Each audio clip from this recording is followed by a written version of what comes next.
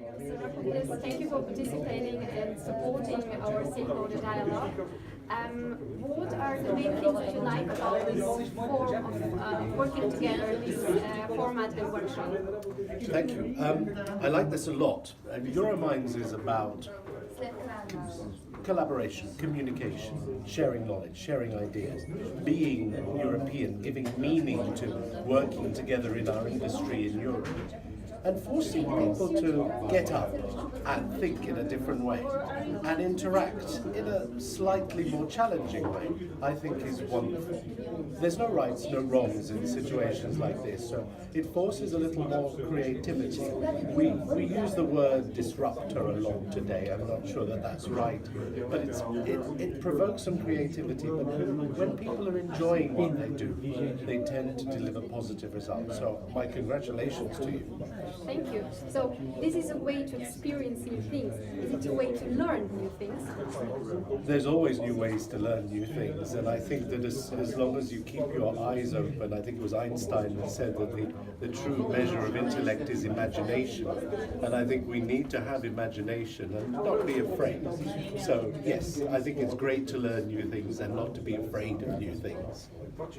And can you tell me something about the future challenges that the mining industry and the raw materials industry will face in the near future? We're in a period of change. This is 2018. I suspect that next time that Bulgaria has the presidency, the world will look very different and we will live our lives in a very different way.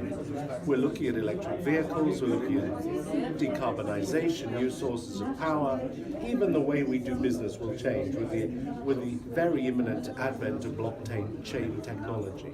We're looking at a digitalization of our lives to a completely unprecedented extent. But in order to provide the energy sources, in order to build the infrastructure, we still need the old materials.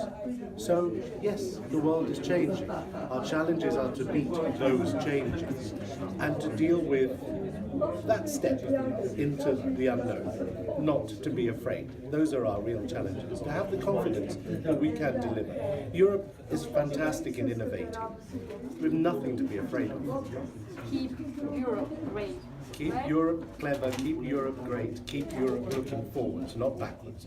What are your expectations for the Austrian presidency? You talked about the Bulgarian one. Oh, the Austrian presidency. Well, now you've put all this work into this white paper and you've gathered together all these great ideas. I have high expectations of the Austrian presidency.